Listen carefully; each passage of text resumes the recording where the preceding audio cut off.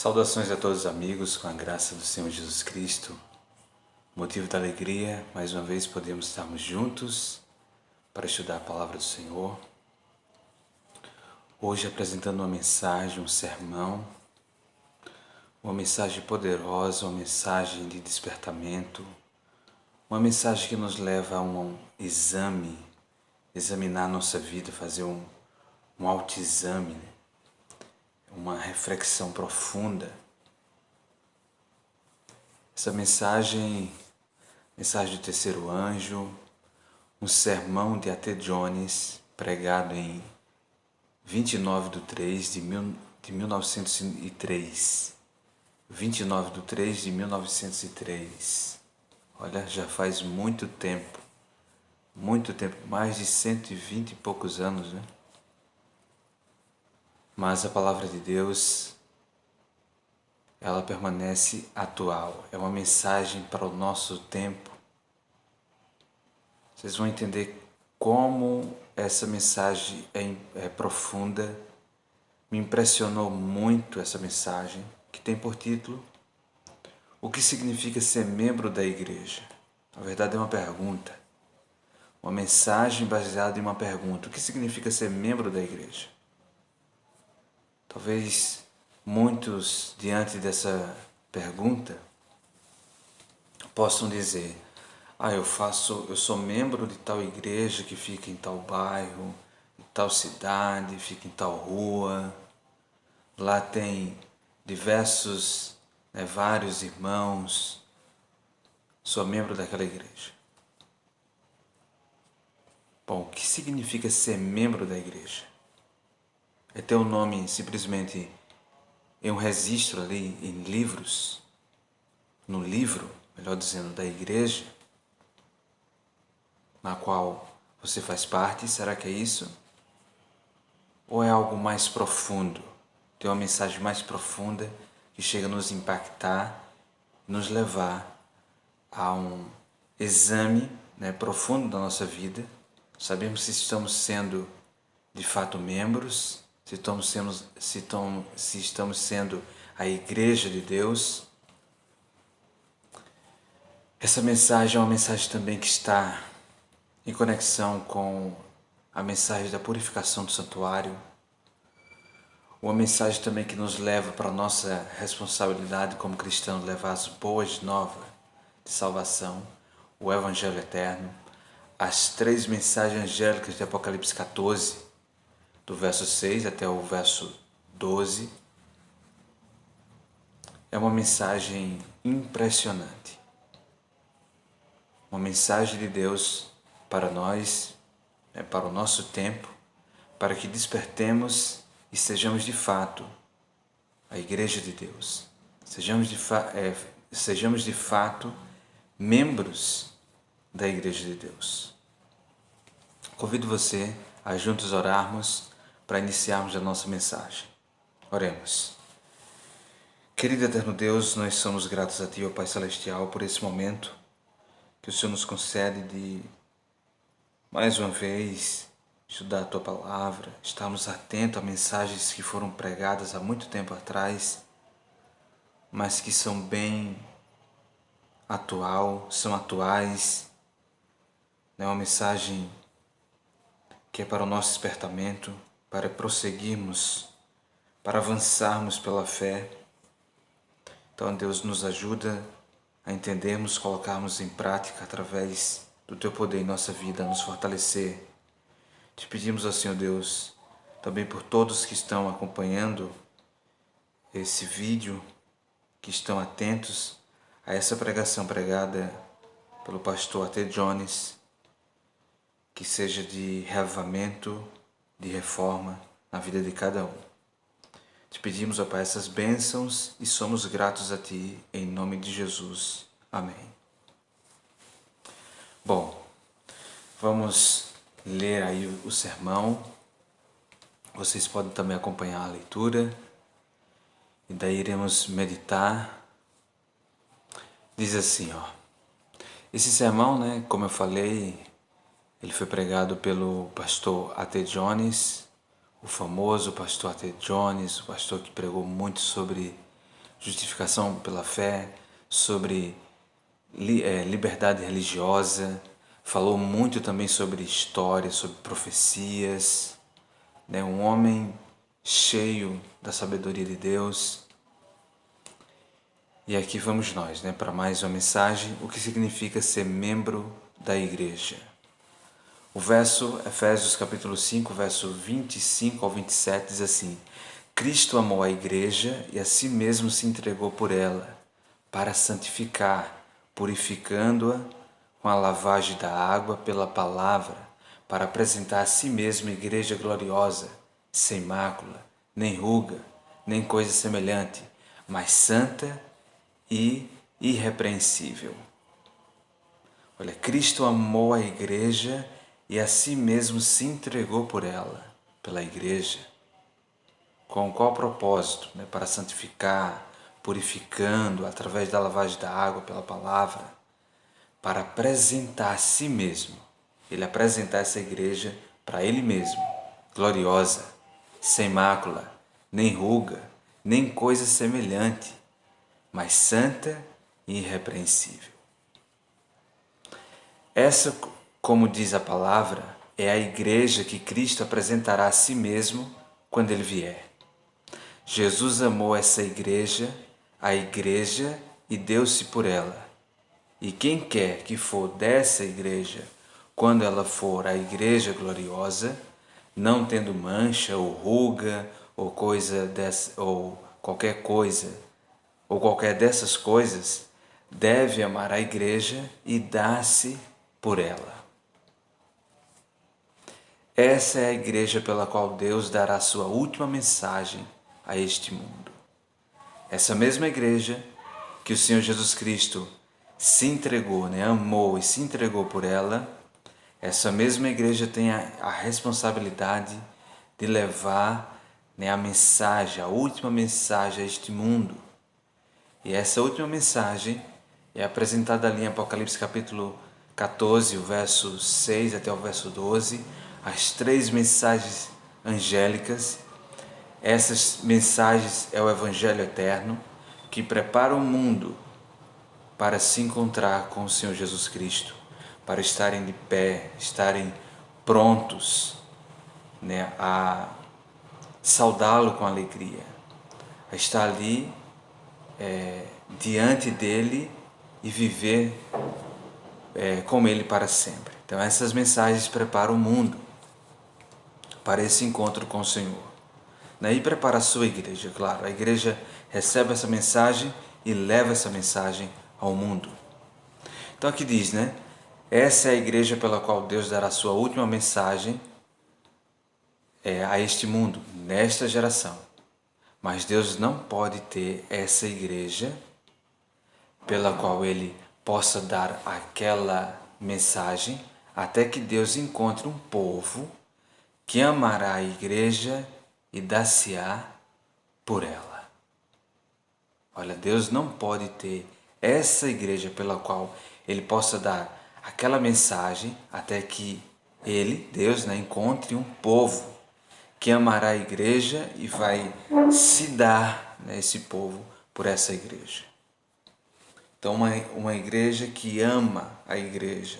E igreja, claro, não é paredes, não é telhado, paredes não. São pessoas. Pessoas que são fiéis à mensagem de Deus.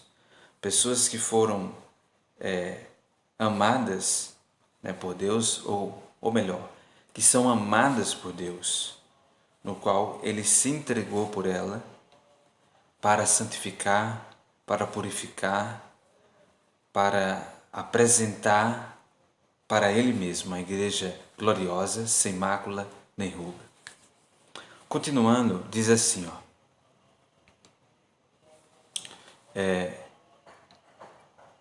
isto está na filosofia das coisas também, pois não está escrito que essa mente esteja em vós,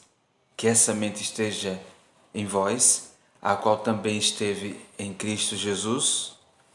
Qual mente?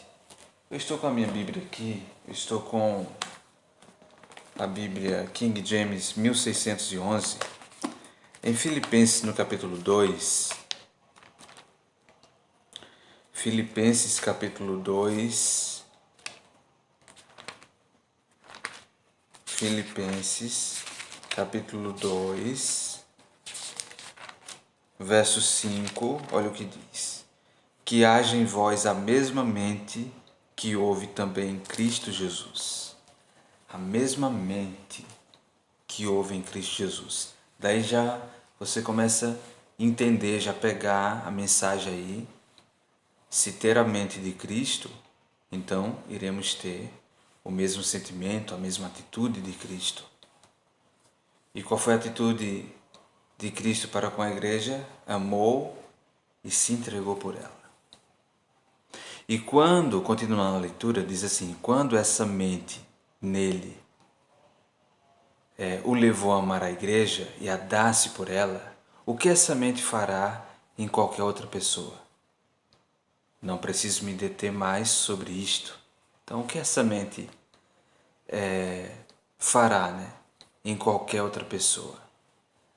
Como eu falei agora há pouco, se temos a mente de Cristo, vamos ter o mesmo sentimento, a mesma atitude de Cristo. A igreja é o corpo de Cristo no mundo. É Jesus manifestado no mundo. E essa igreja, sendo seu corpo, sendo ele mesmo manifestado, amar essa igreja e dar-me por ela, não é nada menos e não pode ser nada mais do que amá-la e dar-me por Jesus. Continuando, diz assim: ser membro nessa igreja, então, vem não por pertencer à igreja, a fim de pertencer a Cristo, mas pertencer a Cristo a fim de pertencer à igreja. Muitas pessoas acabam se equivocando e até entendendo mal, porque muitos acham que estar na igreja é o mesmo que estar em Cristo. Não, precisamos estar em Cristo e assim iremos pertencer à sua igreja. Iremos ser membros desse corpo que é a igreja, que é a sua igreja, no qual ele comprou com seu precioso sangue. Interessante porque aqui diz assim: e a diferença entre essas duas coisas é a diferença entre o mistério de Deus e o mistério da iniquidade. Qual é o mistério de Deus? O mistério de Deus aqui em Colossenses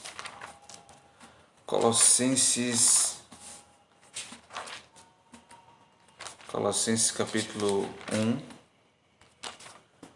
deixa eu encontrar aqui, Colossenses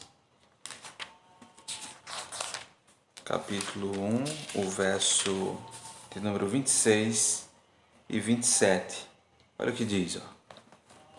Diz assim: o mistério que esteve oculto desde todos os séculos e gerações, mas agora é manifesto aos seus santos, aos quais Deus quis fazer conhecer quais são as riquezas da glória deste mistério entre os gentios, que é Cristo em vós, a esperança da glória.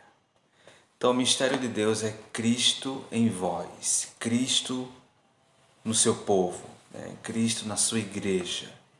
Não mais eu, não mais você, mas Cristo em nós. Esse é o mistério de Deus. O mistério da iniquidade. Em 2 Tessalonicenses, no capítulo 2, de 2 Tessalonicenses,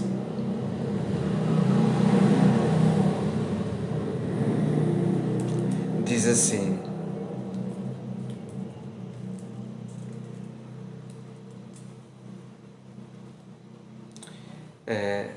o verso 3, capítulo 2, verso 3: ninguém vos engane de maneira alguma, pois aquele dia não virá sem que primeiro venha a apostasia, e que o homem do pecado seja revelado, o filho da perdição, o qual se opõe e se levanta contra tudo que se chama Deus ou se adora, de modo que se assentará como Deus no templo de Deus, querendo parecer Deus.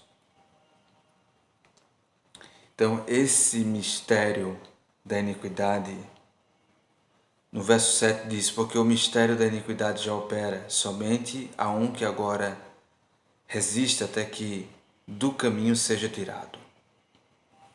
Mistério da iniquidade. É dadas as características deste mistério da iniquidade, ele se opõe, se levanta contra tudo que se chama Deus ou se adora, de modo que se assentará como Deus no templo de Deus, querendo parecer Deus. O templo de Deus. A palavra de Deus apresenta que esse templo é a sua igreja.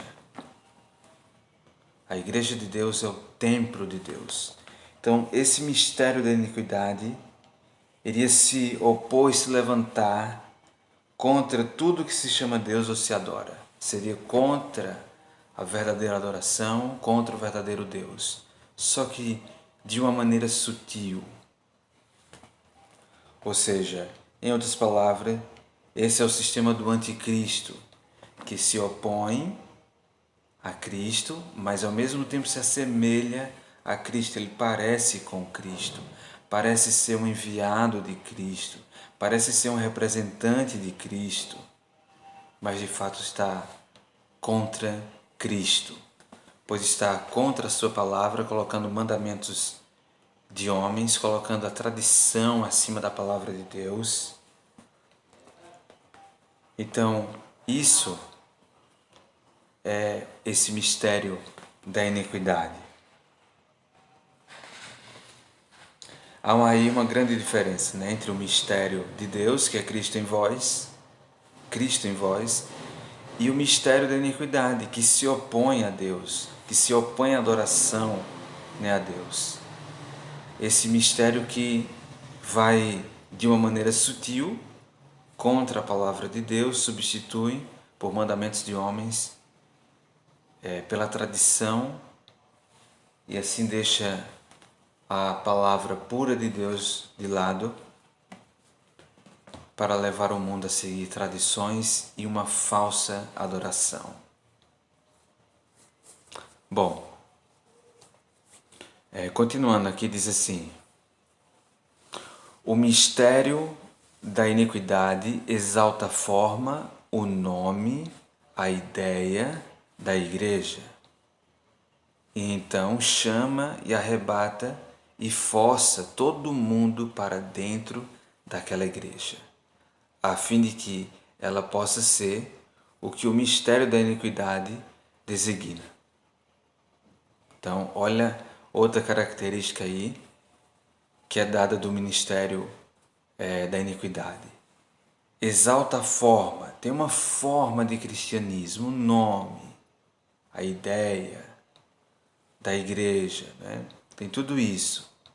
Então chama e arrebata e força todo homem para dentro daquela igreja, a fim de que ela possa ser o que o mistério da iniquidade designa. Interessante, né? Porque esse mistério da iniquidade perseguiu, forçou a consciência das pessoas durante 1260 anos de supremacia papal. E esse mistério da iniquidade se disse a Igreja de Deus e diz que fora da Igreja não existe salvação. Bom, nós lemos aqui no início desse parágrafo, ser membro nessa igreja, então vem não por pertencer à igreja, a fim de pertencer a Cristo, mas pertencer a Cristo a fim de pertencer à igreja. Cristo, ele é o cabeça. Então, para você ser parte desse corpo, ser membro desse corpo de Cristo, que é a sua igreja, você tem que ter Ele como seu cabeça. Cada pessoa individualmente. A salvação é por Ele. E é através unicamente dele. Aqui diz mais: não para a salvação, pois a salvação não está nela, não para a justiça, pois a justiça não está nela. As pessoas são as mesmas de antes, embora elas portem um nome diferente. Eles se conformam a diferentes formas de coisas do que fazia antes, mas no caráter, na vida, em tudo aquilo que eles sempre foram, eles são os mesmos, como se eles não fossem membros da igreja em absoluto. Então tem uma forma, tem uma aparência, tem uma ideia da igreja, mas de fato, como diz aí, né? Em absoluto, não são membros genuínos da Igreja de Cristo, pois os membros desse corpo obedecem o comando da cabeça, ou do cabeça, Cristo. Mas no mistério da iniquidade acontece tudo o contrário, o oposto. Mas a igreja de Cristo, é Ele mesmo manifestado. Ele lembra, né? O mistério de Deus é Cristo em vós. Então, Cristo em vós, no seu povo, na sua igreja. Portanto, para pertencer a esta igreja, devemos primeiro pertencer a Ele. E pertencer a esta igreja depende inteiramente de sermos membros de Jesus. E estarmos nesta igreja depende totalmente de estarmos em Cristo. Estarmos em Cristo. Daí você vai ver a característica de membro da igreja, se pertence a Cristo. Se está em Cristo. Em 1 João, no capítulo 2, de 1 João, diz assim, o verso 6, aquele que diz que está nele, deve ele mesmo andar da maneira como ele andou. Andar como Cristo andou. Ser obediente, porque esse andar é referente à conduta, às suas ações, às suas obras. Então, andar como Cristo andou. Também faz lembrar daquele outro texto, aquele outro verso bíblico, no qual diz, né? Se alguém está em Cristo, é nova criatura, nova criação. As coisas antigas passaram e eis que se fizeram novas. Então, continuando aqui a leitura, diz assim, então quando entramos na igreja, ao entrarmos nele, e estar na igreja ao estar nele, isso nos torna uma nova pessoa, isso muda o indivíduo num outro homem, isto torna cristão, tal como Cristo. Cristo manifesto. Mais uma vez, o mistério de Deus aí. Cristo em vós. Cristo manifesto em quem? Em vós, em cada um de nós. Para de fato sermos essa igreja. Para de fato entendermos o significado de ser membro da igreja. Está ligado a Cristo.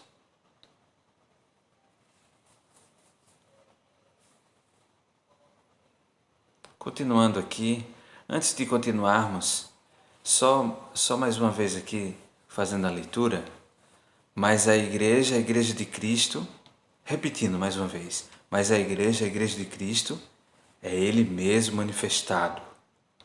Portanto, para pertencer a esta igreja, devemos primeiro pertencer a Ele.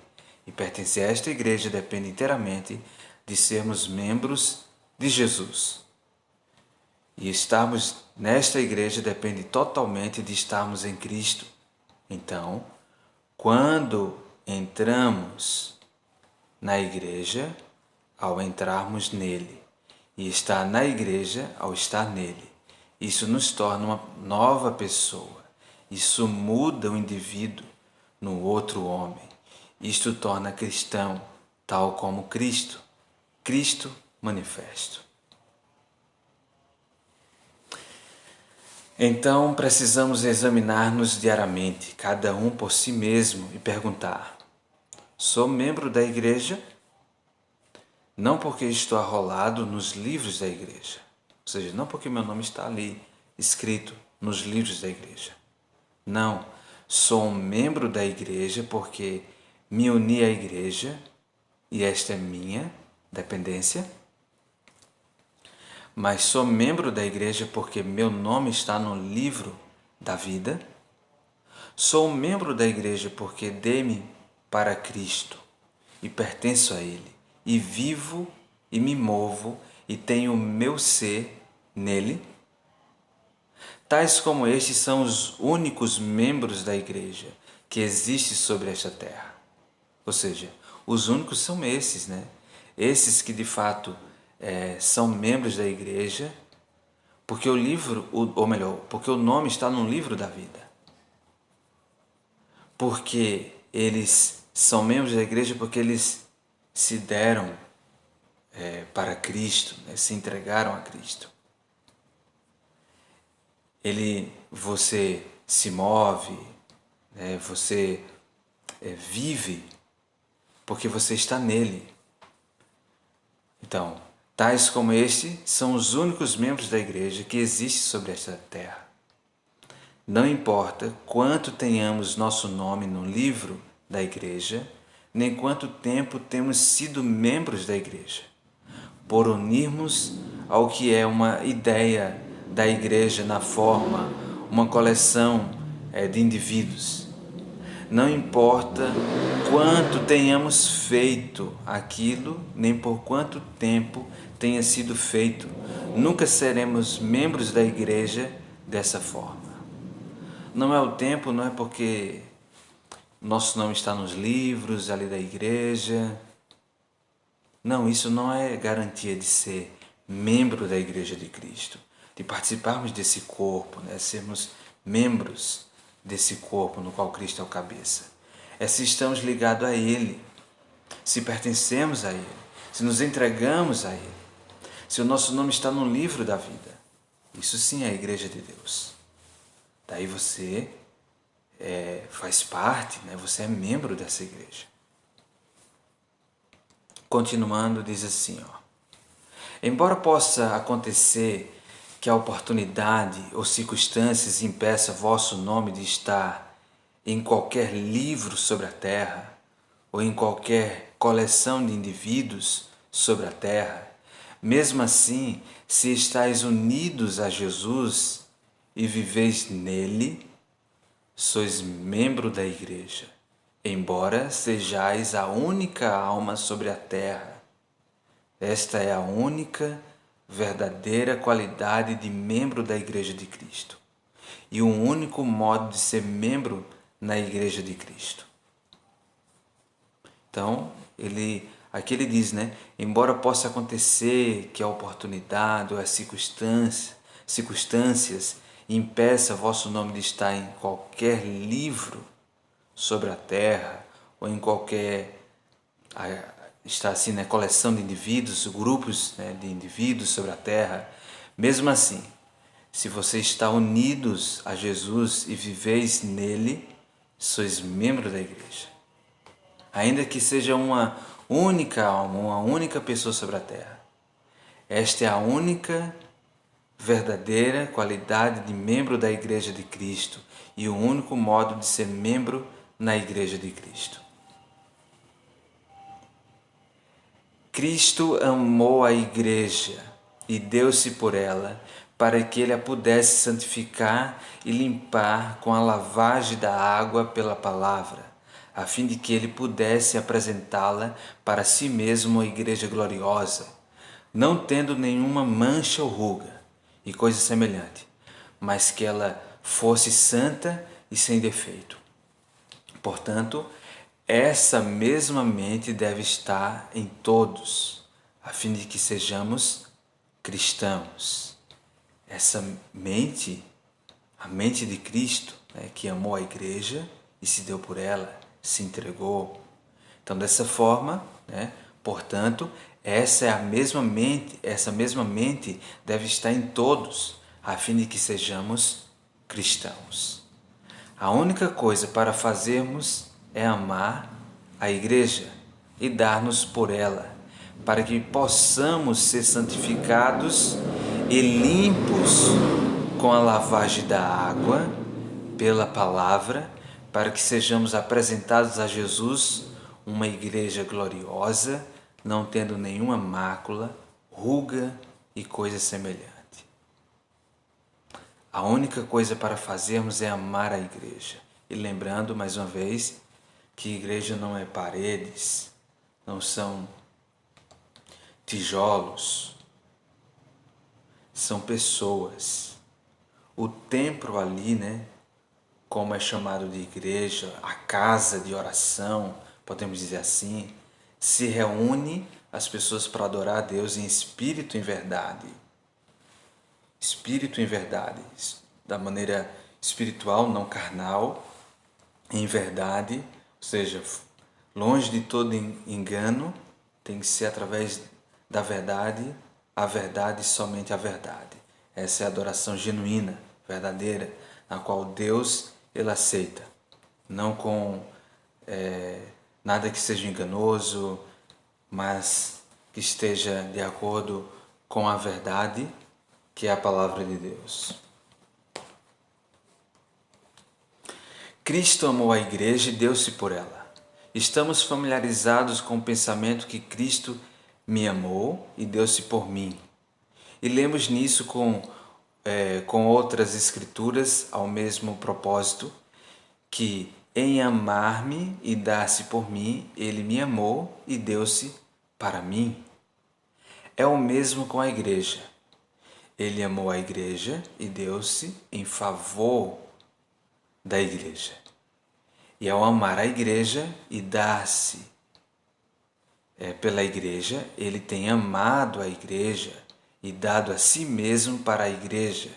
Então, quando eu, a partir dele, com sua mente e por intermédio dele, amei a igreja e dei-me por ela, eu amo a igreja e dou-me para ela.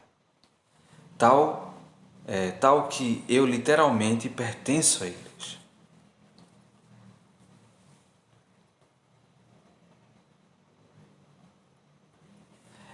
Umas poucas palavras sobre isto. É uma expressão comum. Tal e tal pessoa pertence à igreja. Eu pertenço à igreja. A questão para perguntarmos hoje é: pertenço à igreja ou pertenço ao mundo? Temos aí, né, a igreja de Deus, o povo de Deus e o mundo. O mundo de pecado. É um mundo que é contrário à vontade de Deus. Então, a questão para perguntarmos hoje é: pertenço à igreja ou pertenço ao mundo? Pertenço a mim mesmo ou ao mundo? Ou sou possuído, dominado e mantido pela igreja? Tal que eu literalmente pertenço à igreja. Tenho eu me entregado à igreja, a Cristo? São perguntas para o nosso autoexame, né? Fazemos uma autoanálise de nós mesmos. Essa é a espécie de igreja que Jesus deixou quando ele foi embora, ou pelo menos que ele tinha em poucos dias depois, quando ele outorgou o Espírito Santo. Esse é o tipo de igreja, em outras palavras, que Jesus enviou ao mundo para começar a sua grande obra sobre a terra. E aquela igreja desse tipo, pequena em número, alcançou o mundo com a mensagem de Cristo naquela geração, que tinha passado a metade quando eles começaram. Não é uma questão de números, nem do tamanho do mundo, nem nada desse tipo que devemos considerar hoje ao dar esta mensagem ao mundo. A única coisa para considerarmos é isto: todos os adventistas do sétimo dia, Laodiceia, o remanescente, pertence à igreja. Estabelecida está esta questão com os 75 mil adventistas do sétimo dia hoje. Hoje, nessa data, que foi apresentada essa mensagem em 1903, que esses 75 mil, cada um individualmente, por si mesmo, pertence à igreja. O problema mais fácil que jamais poderia ocorrer na Terra seria dar a mensagem do terceiro anjo nesta geração. Ou seja, algo fácil, 75 mil adventistas do sétimo dia em 1903, segundo o que é apresentado aí. Agora, pense ali com os discípulos, ali em Atos. Ele diz aqui: havia 120 cristãos para começar naquele dia, quando o Pentecostes caiu. Agora, em 1903, arrolados não menos que 75 mil adventistas. O mundo não é maior hoje do que era quando os apóstolos começaram do Pentecostes.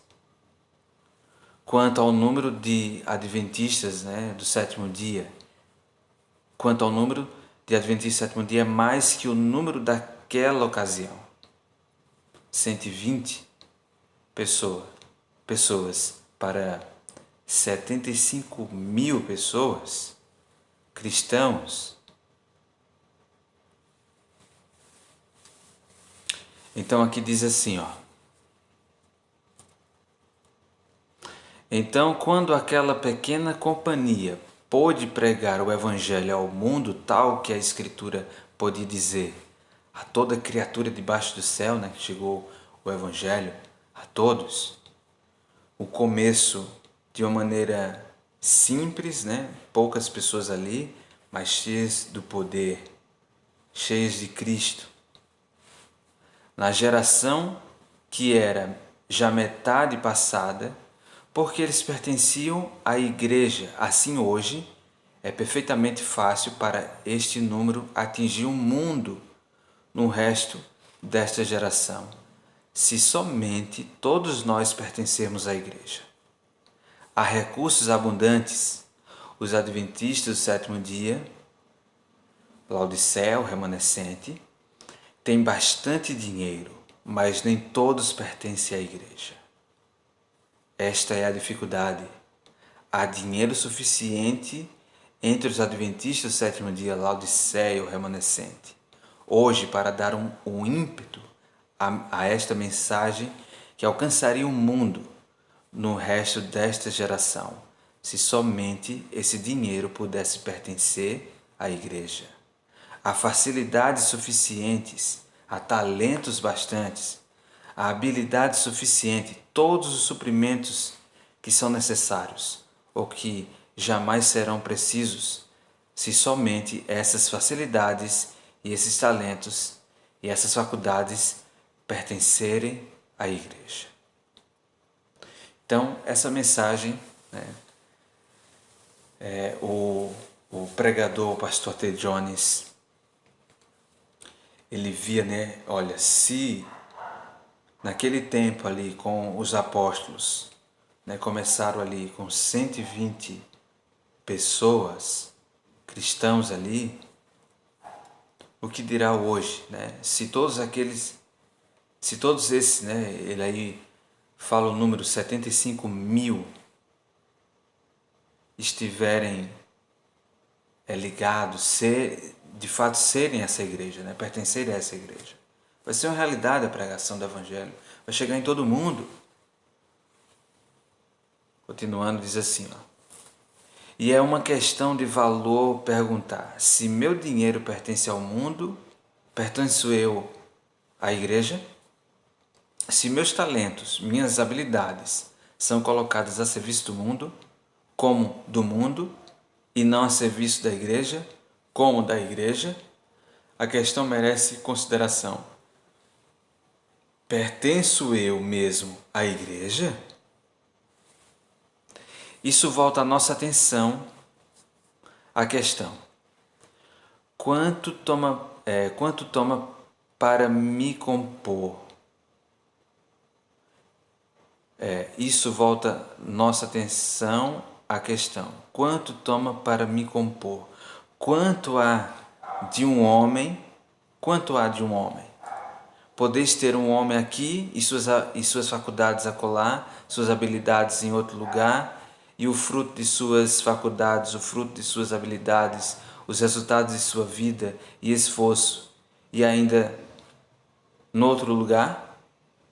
Pode estar separado, né, em outras palavras, né, o homem e suas habilidades, né, as suas faculdades, pode estar ter uma separação, estar em uma parte e o outro em outra. Poderia isto ser e o homem está aqui e tudo dele? Não, Senhor. Todas as minhas faculdades, todo o fruto de minha vida deve estar onde estou, se eu mesmo devo estar ali. Não podemos escapar disso. Então, pertenço eu à igreja? Pertenço? Esta é a questão. Pertence esses 75 mil adventistas à igreja? Esta é a questão. Então daí você já começa a pensar, né? Por que o Evangelho não chegou ainda a todo mundo? Pertenço aí? Eu faço a pergunta que o pastor Jones, né, fez. Né? Pertenço à igreja? E para pertencer à igreja, nós aprendemos que eu devo pertencer a Cristo. Deus está em Cristo. Então, uma pergunta vai levar a outra, né? Estou eu em Cristo, como adventista do sétimo dia, como um cristão genuíno? Para ilustrar, supondo que tenho o meu nome no livro da igreja, pertencendo à igreja. Sou um professor e gasto todo o meu tempo, todo o meu esforço, toda a minha habilidade, toda a minha faculdade como um professor na escola do mundo, ensinando na escola do mundo, no modo do mundo, na educação do mundo.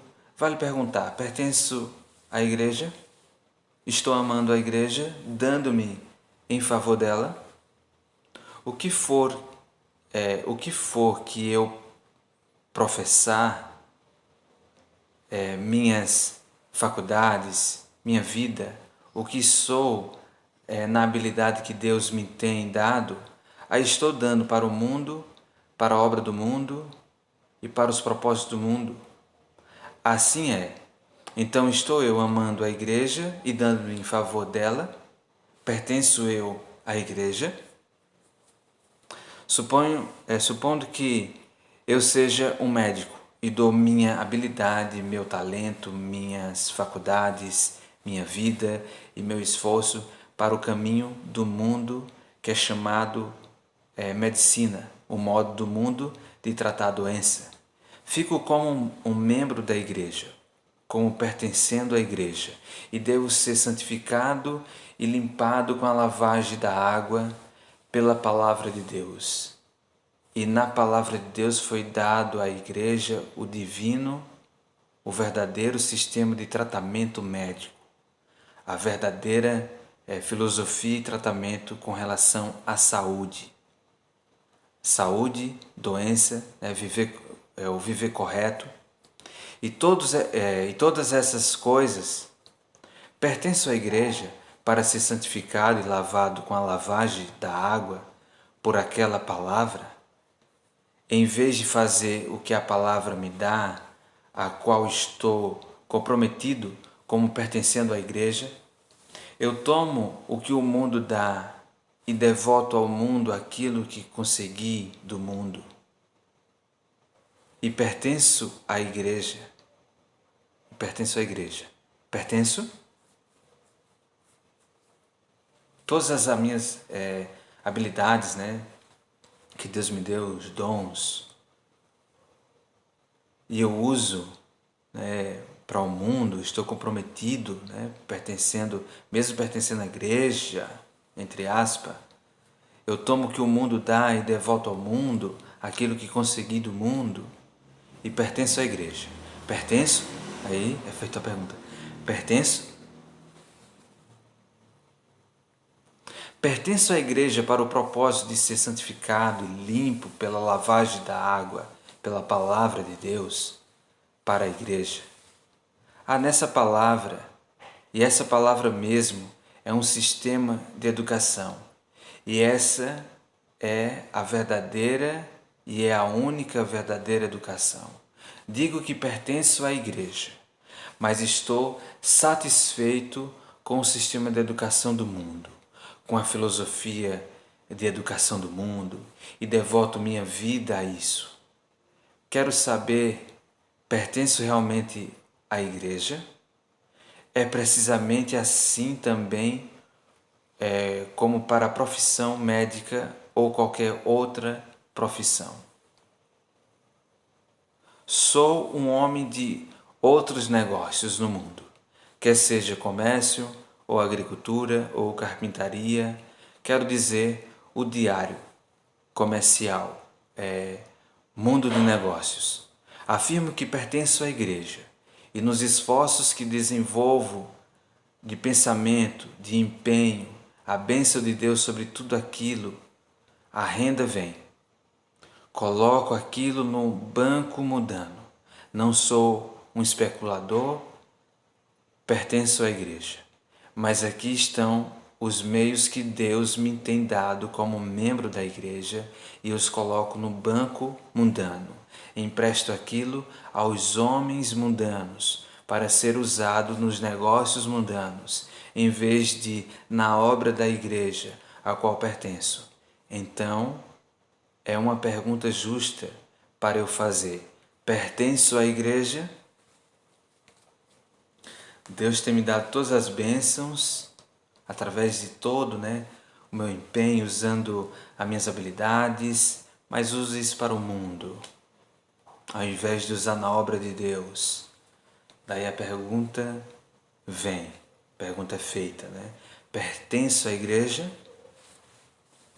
Essas referências são suficientes para ilustrar, e agora não há aqui nenhuma desses delegados que não pode olhar por toda esta terra e ver milhares e milhares de adventistas de sétimo dia que estão numa posição de pertencer à igreja, que deixa uma questão bem aberta para cada um indagar. Pertenço à igreja? E todos aqui sabem que se todos os adventistas do sétimo dia, Laodiceu, remanescente, nos Estados Unidos, ou mundo, ou no mundo, a partir de hoje, quiserem realmente pertencer à igreja, vós mesmos confessareis que, sem dúvida, esta mensagem poderia ser dada ao mundo nesta geração. Podeis dizer amém a isto? Podeis dizer amém a isto. Sabeis que assim é. Então, vede, irmão, o problema não é difícil. É exatamente esta questão a ser decidida por cada um por si mesmo. Pertenço eu à igreja? Continuando aqui a leitura, diz assim: E agora não devo eu achar-me a mim mesmo minhas faculdades ou meus recursos envolvidos no mundo ou empregados na obra do mundo. Não devo eu, ou não deveis vós tirá-los de lá e colocá-los na obra da igreja, alistá-los na causa da igreja na terra a qual pertenço? Que isto seja feito, e sabeis que essa espiritualidade abalaria o mundo, pensai nisto. Se todos os adventistas do sétimo dia, Laodiceia, o remanescente, nos Estados Unidos ou no mundo, realmente considerasse isto e amasse a igreja e se desse a si mesmo com os seus filhos em favor da igreja e para a igreja, como ficaria a nossa obra de educação? Ela ficaria onde deveria estar, e tal consagração como essa traria tal poder do céu que o ensino seria fácil, a falta de professores não seria tal como é agora. Por quê? Porque de fato as pessoas estavam pertencendo à igreja. E assim com todo o resto, se todos os adventistas do sétimo dia, Laodiceia, o remanescente, na terra, voltassem suas famílias para a educação cristã, para a educação que se torna a igreja e que o mundo está chamando para a igreja dar e para a necessidade disso, e por causa da falta disso, o próprio mundo está dizendo que a igreja em educação está decrescendo distintamente em quantidade. Se isto fosse feito, o mundo poderia facilmente ser alcançado nesta geração. É tempo para que haja apenas uma igreja no mundo que se levante e seja não uma quantidade decrescente em educação, mas que seja a coisa toda em educação. Se os adventistas do sétimo dia, Laodiceia, o remanescente, quisesse realmente se entregar para a igreja, amando-a e dando-se para ela com todos os seus talentos, todos os seus recursos, todos os seus poderes, então o problema todo do mundo seria resolvido. As facilidades do mundo são abundantes. No discurso do irmão Daniel da última noite, isto foi nos apresentado. O irmão Conrad hoje mostrou como os campos estão abertos e todos prontos para a ceifa. As profecias tão abundantes, mostrando que agora é o tempo, têm sido apresentadas, que este povo se apresente hoje para Cristo, amando a igreja e dando-se por ela. Que este povo, apresentemos-nos a Cristo como sua igreja, para amar esta igreja, para entregar-nos por ela, para darmos para ela com todo o nosso esforço e todos os frutos de nosso esforço, de qualquer espécie. Então, ela será como foi antes. Esta será uma igreja santa, não tendo mancha, nem ruga, nem qualquer coisa semelhante. A igreja é o pilar e a base, o apoio e o esteio da verdade no mundo. O único meio pelo qual este mundo pode obter a verdade é pela igreja. Pode ser que a igreja, como aquela igreja de Israel e Judá, de si mesmo voluntariamente não espalhe esta verdade ao mundo. O povo pode, como Israel e Judá, isolar-se do mundo e assim falhar de dar a verdade ao mundo. Mas se isto deve ser assim, então a igreja será espalhada, como foi Israel e Judá entre as nações de pagãos. E lá, na opressão e servidão, as nações encontrarão a verdade através da igreja. Assim, de qualquer jeito que for, o único modo em que as nações podem alcançar a verdade é a da igreja. Portanto, assim é como a igreja de Cristo, que é o corpo de Cristo, é o pilar e o solo, o apoio, o esteio da verdade no mundo. É isto que mantém viva a igreja na terra. Interessante, porque a igreja ela é chamada, até lembrei agora de um verso bíblico. Esse verso está em 1 Timóteo capítulo 3, o verso 15, que diz assim: mas se tardar, para que saibais como convém andar na casa de Deus, que é a igreja do Deus vivo, a coluna e firmeza da verdade. Então, a igreja do Deus vivo, ela é coluna e firmeza da verdade, porque ela pertence a Cristo, ela está unida a Cristo, no qual ele é o cabeça. Por isso que ela é coluna e é a firmeza da verdade. Continuando a nossa leitura aqui, diz assim: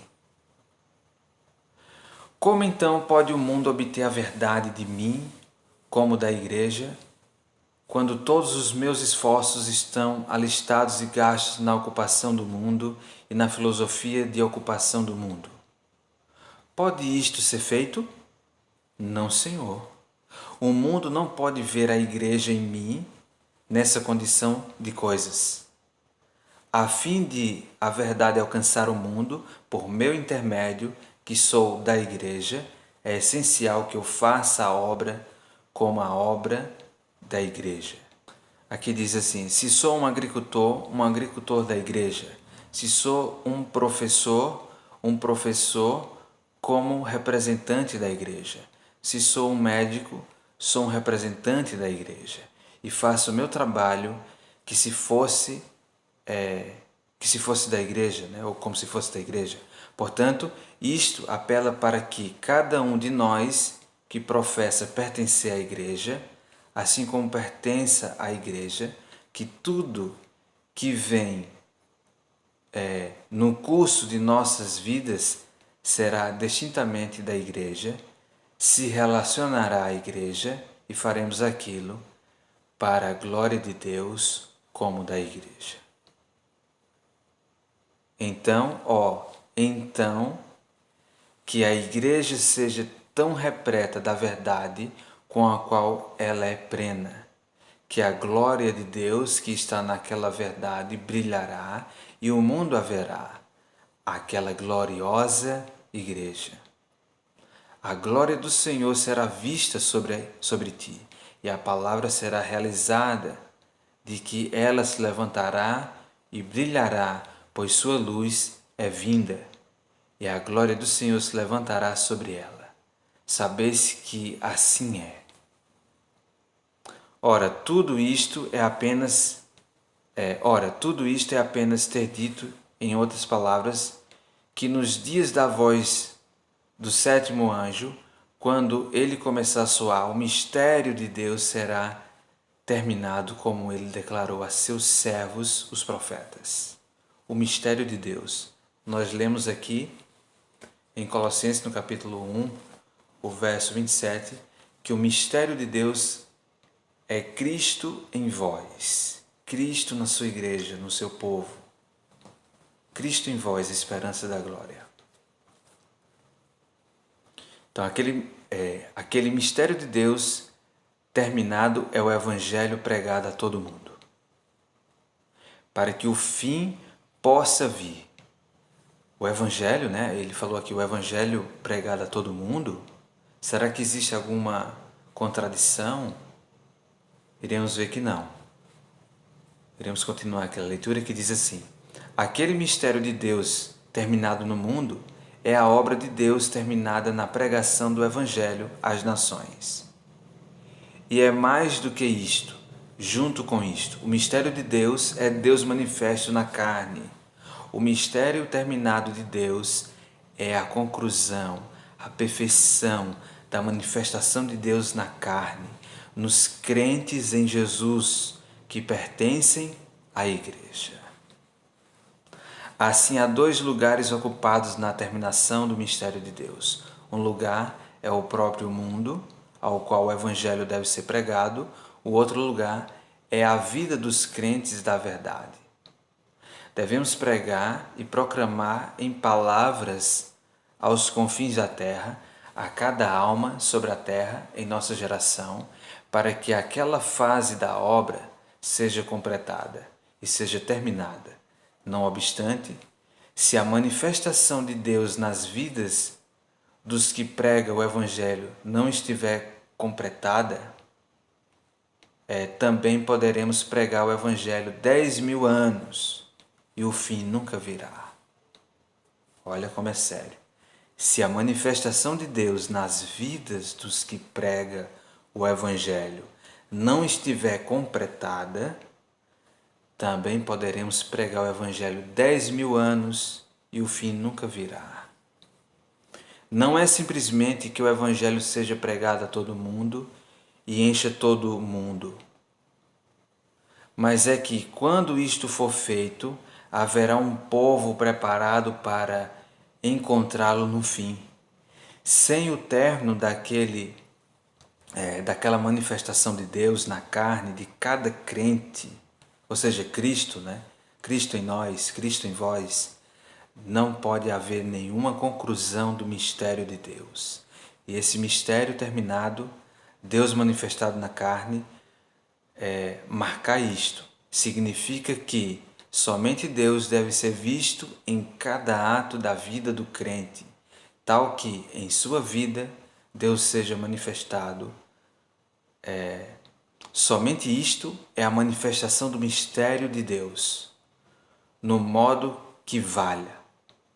E sabeis que se o caminho estiver bem aberto e Deus tomar posse e encher as vidas dos 75.000 professos crentes hoje, seria a coisa mais fácil do mundo atingir todas as nações tal que o fim viria. Então, por que ainda não chegamos a essa conclusão do Evangelho? Cristo em nós, Cristo em vós, está faltando isso. Não é faltando melhores métodos, mais dinheiro. Não, está faltando nas pessoas. As pessoas do mundo querem ver Cristo em mim, Cristo em você. Daí vai chegarmos à conclusão, ao fim. Jesus bem falou, né? Será pregado este Evangelho a todo mundo, em testemunho a todas as nações, então virá o fim. O Evangelho ser pregado. Cristo em testemunho. Tem que ter um testemunho. E esse testemunho, o que o Evangelho fez, o que o poder de Deus fez e faz na sua vida. Se Cristo está em vós, se Cristo está em mim, se Cristo está em você, iremos concluir a obra. O mundo inteiro será iluminado com a glória de Deus. O verso que eu citei está em Mateus capítulo 24, verso 14.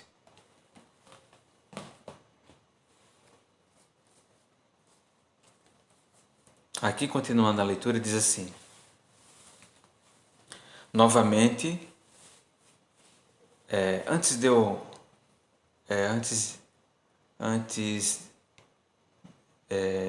ler aqui, eu gostaria de fazer um comentário. Ele falou aqui dos 75.000 adventistas, né? Isso em 1903. Agora, o que dirá hoje da quantidade de adventistas? Acredito que esteja em 23 milhões de adventistas. É muita gente. Por que o Evangelho não chegou em todo mundo? Vamos ler. Novamente, aqui está a resposta. Novamente, sabeis que o mistério de Deus é Cristo em vós. Então falta isso. Será que Cristo está em mim? Será que as pessoas estão vendo Cristo em mim? Será que de fato Ele está em mim? Será que de fato estou pertencendo à igreja? Estou sendo membro da Igreja de Cristo?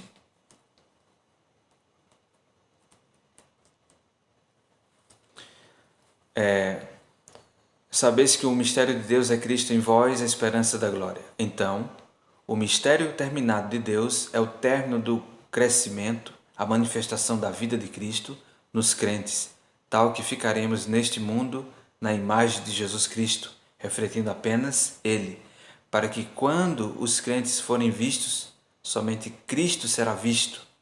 Tudo o que é dito, tudo o que é feito, todo tom de voz, tudo o que somos falará apenas de Cristo.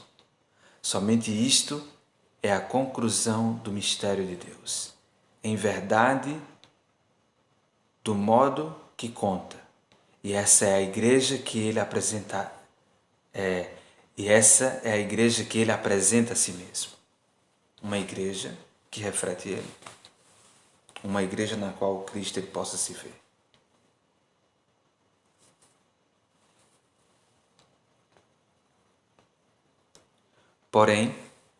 Porém mais, o dom da graça de Deus e de seu Espírito é para a igreja, para o aperfeiçoamento dos santos, para a obra de um mistério, ou melhor, para a obra de um ministério, para a edificação do corpo de Cristo, a construção da igreja até que cheguemos, não esqueça disto, até que todos cheguemos à unidade da fé e do conhecimento do Filho de Deus, até o homem perfeito, até a medida da estatura da plenitude de Cristo, para que nos portemos neste mundo como Cristo se portou quando aqui esteve. Somente este é o término do mistério de Deus.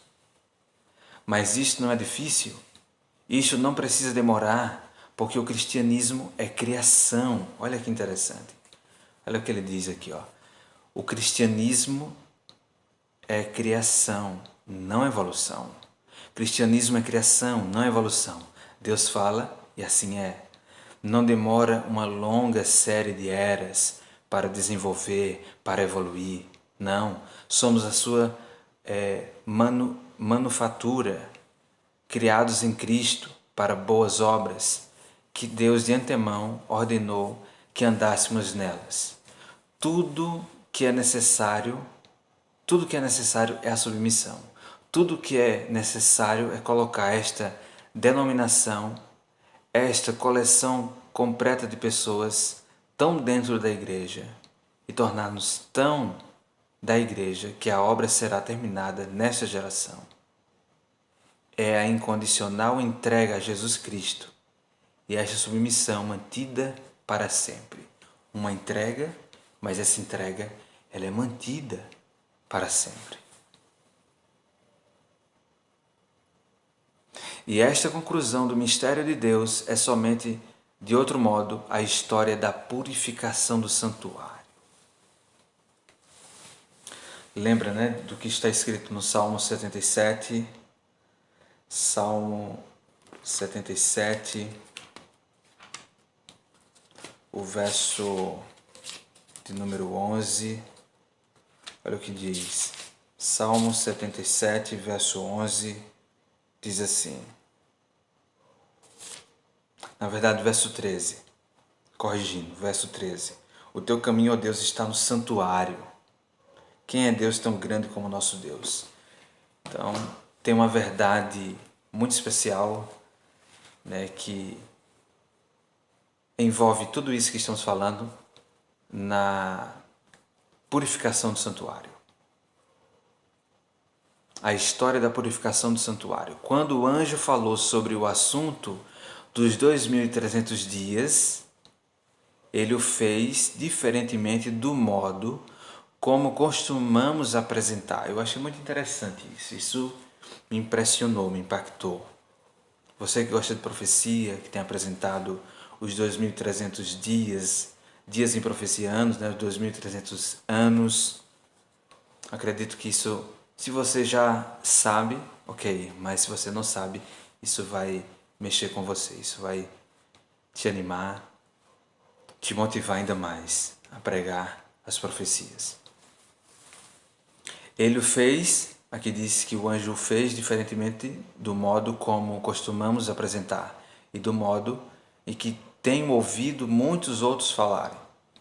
Quando o anjo veio falar a Daniel sobre o assunto das 2.300 dias, ele começou assim: 70 semanas estão determinadas para o teu povo, para a santa cidade. Elas começarão na saída da ordem para restaurar e construir Jerusalém, e continuará 69 semanas até o Messias, o príncipe.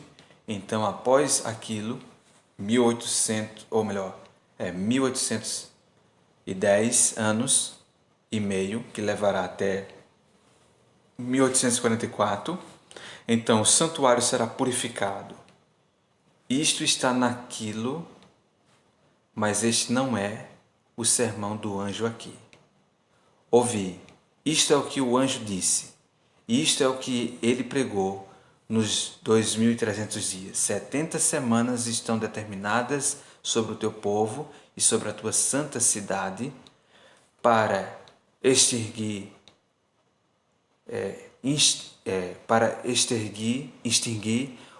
a transgressão, dar fim aos pecados e expiar a iniquidade, e trazer a justiça eterna, e selar a visão e a profecia, e ungir o santo dos santos. Daniel capítulo 9, verso 24. Qualquer pregação do santuário, qualquer estudo do santuário e proclamação do santuário que não pregue e proclame que o término da transgressão na vida daquele que prega isto, que não significa e não se manifesta em acabar com os pecados em sua vida, que não inclui fazer a expiação da iniquidade naquele que dá a mensagem, que não traz a justiça eterna para dentro da vida daquele que está pregando, não é a pregação da mensagem da purificação do santuário em absoluto. O mensageiro deixa de fora a própria coisa que o anjo de Deus, ao apresentá-la, torna essencial da história inteira. Olha que interessante. Mesmo assim, irmãos estão nesta audiência que conhece homens que sabem de cor a profecia dos 2.300 dias e, contudo, não conhecem em suas vidas o término da transgressão, que não sabe dar um fim aos seus pecados, que não conhece nenhuma expiação de suas próprias iniquidades e não tem nenhuma justiça eterna para guardá-los de pecar. Sabeis que assim é. Então, esse tipo de pregação do santuário, de sua purificação, nunca trará a purificação do santuário e nunca nos levará ao fim. Não, Senhor. Há uma purificação do santuário no céu. Isto é verdade. E quando isto prossegue no céu e há um término de pecados lá, aqui tem uma nota, para esclarecer, não há pecados no céu, senão os nossos transferidos para lá por Jesus, para que Ele possa agora colocá-los sobre o bode emissário. É uma expiação da iniquidade lá, e término da transgressão lá, e tudo aquilo.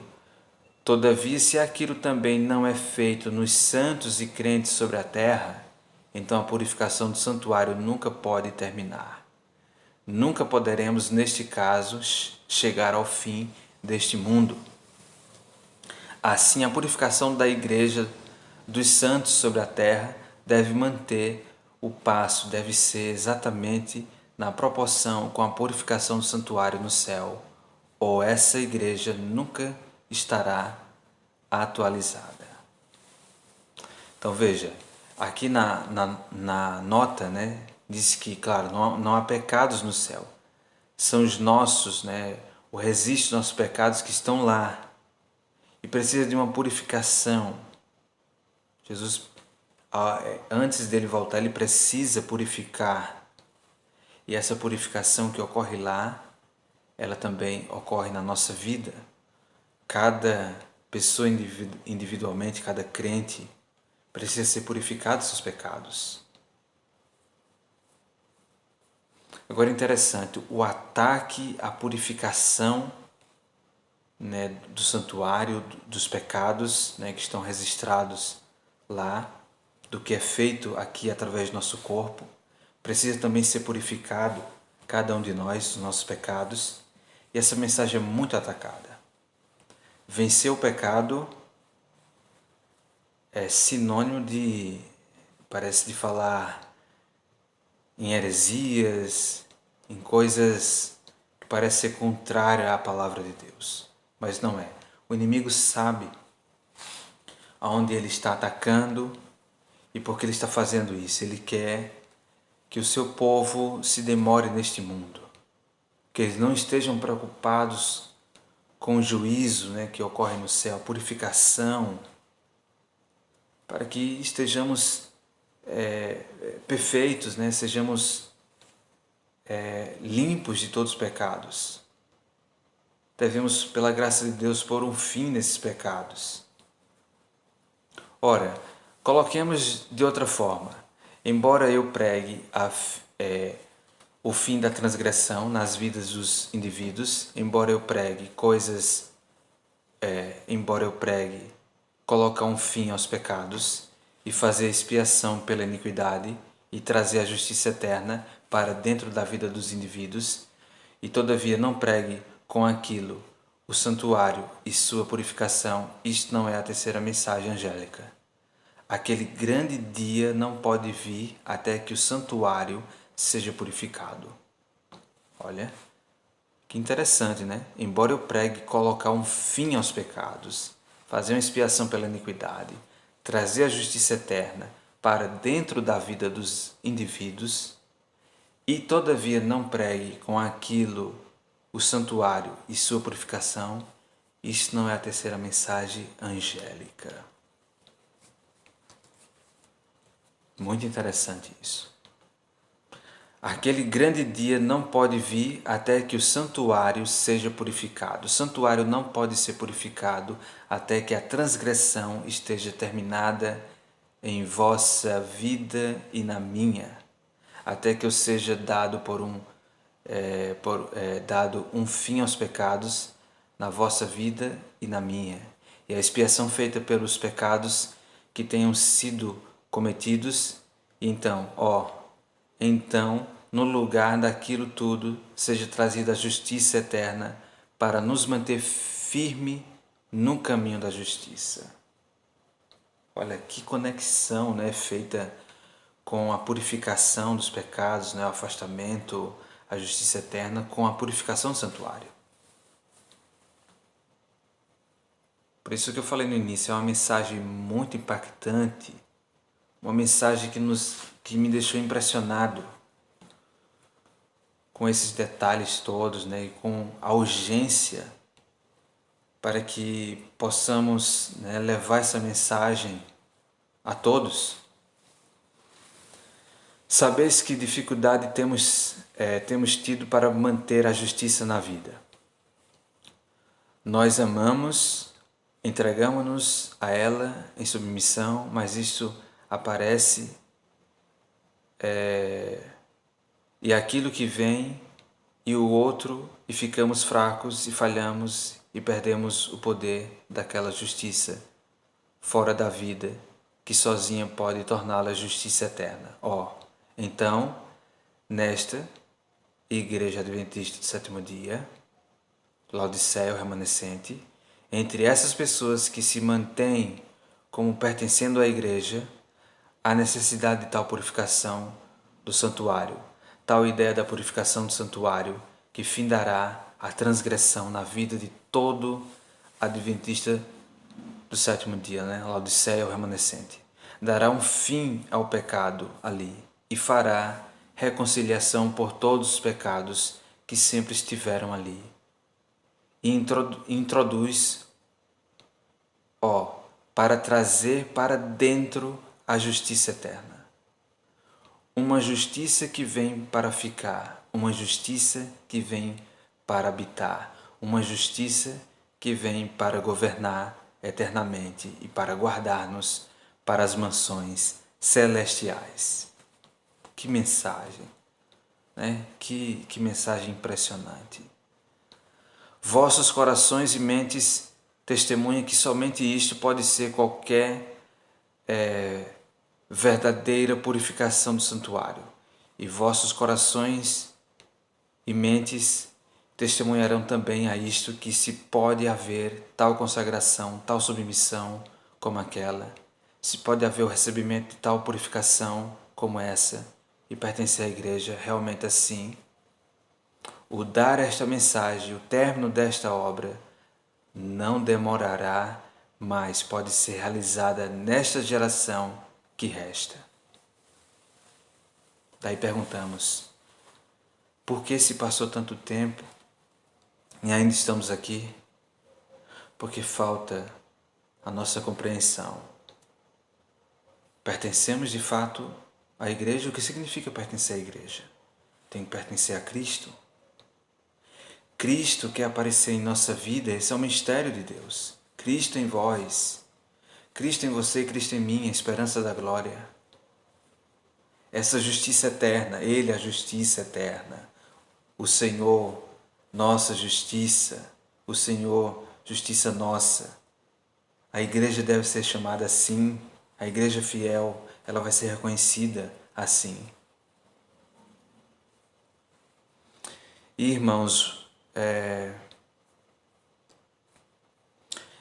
irmãos, vossos corações testificarão também que sem aquelas coisas podemos falar e falar e falar sobre ela e tudo isto.